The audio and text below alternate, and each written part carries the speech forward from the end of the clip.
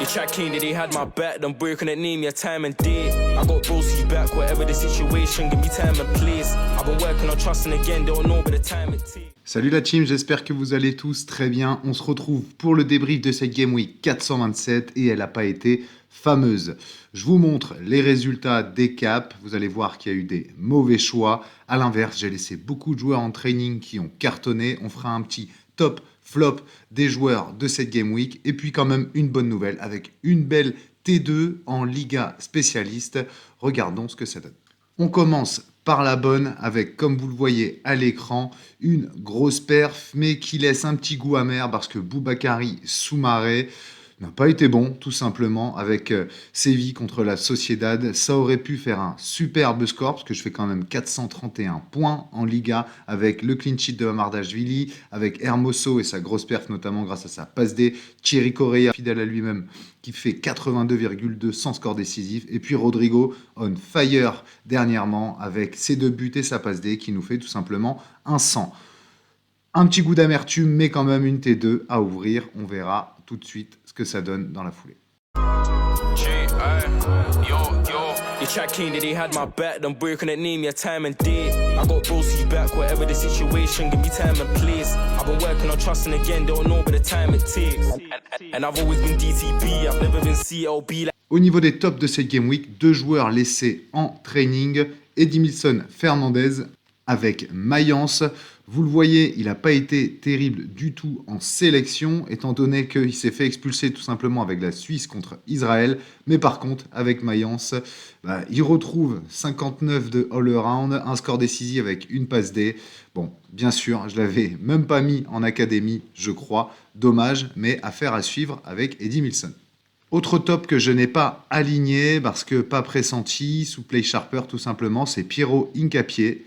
Il avait joué en sélection sur cette trêve internationale et pourtant il a bien été aligné. Comme vous le voyez à l'écran, il nous sort tout simplement un 91 avec une passe D. Bon, 31 de all-around. Dommage, il aurait pu effectivement bien me servir. Troisième joueur que j'avais mis en académie qui a cartonné, c'est Adem Zorgan. Il était habitué ces derniers temps à être plutôt remplaçant. En tout cas, il y avait un turnover. Pourtant, on sait que c'est un sacré scoreur. D'ailleurs, il est indiqué comme remplaçant sur Sorar Data. Pourtant, Zorgan, il nous a fait du Zorgan avec 2 passes D contre Westerlo.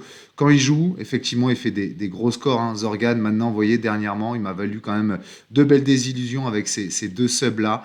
Bon, on espère que c'est le retour d'Adem et qu'il sera aligné beaucoup plus régulièrement. Et 2 joueurs qui font plaisir, 2 milieux, je vous les montre. Déjà, vous le connaissez, Benjamin Bourigeaud. Je l'ai acquis il n'y a pas longtemps, mais il reste quand même sur 2 belles perfs. Alors, une à 63 avec un beau all-around, mais là, avec son but, sa passe D et son 20 de all-around, on se doute qu'avec le retour de Julien Stéphan à Rennes, il risque de jouer encore sur ce côté droit. En tout cas, c'est encore lui qui prend les coups de pied arrêtés. Bonne nouvelle pour la suite, on le suivra de plus près. Et enfin, joueur intéressant, si vous ne connaissez pas, Mateusz Savio du Kashiwa Reysol. Alors, c'est la fin de la J-League, mais regardez son prix. Bon, ça monte un peu suite à ses perfs, mais 64 de L15, 75 de L5. Mateusz Savio, c'est ouvert, tout simplement. Regardez, hormis un DNP ici, sinon, ça reste la folie dernièrement. Sacré joueur, pièce maîtresse de Kashiwa.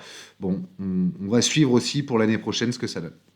Au niveau des flops, je vais commencer par Truffert, qui est le pire flop pour moi de cette Game Week. Regardez, ma U23, elle fait 335 points, mais Truffert ne fait que 22,9 points. Il n'a pas été bon contre Reims, il a perdu énormément de ballons. Il aurait pu quand même avoir une passe D avec un raté monumental de Martin Terrier devant le but. Dommage, ça m'aurait bien sauvé ma U23. La satisfaction, c'est tous les autres, tout simplement, avec Embo, Maurice, Balikwisha et Chevalier monstrueux. Dommage, ça fait même pas une petite reward à cause d'Adrien. L'autre flop, vous le voyez aussi, c'est Jérémy Ledoiron avec ce penalty provoqué. Je m'abstiendrai tout commentaire parce que le penalty, je le trouve généreux, surtout quand on voit ce qui n'a pas été validé par la suite pour Brest. Mais Ledoiron et Del Castillo, pas décisif. Del Castillo, ça fait un moment quand même que c'est compliqué et poussif. Je vais réfléchir prochainement, savoir si je continue à les aligner ou pas, mais je suis plutôt satisfait par contre de Lesmelou, de Bizot qui malgré le but encaissé fait quand même de bons matchs, et puis Chardonnay également.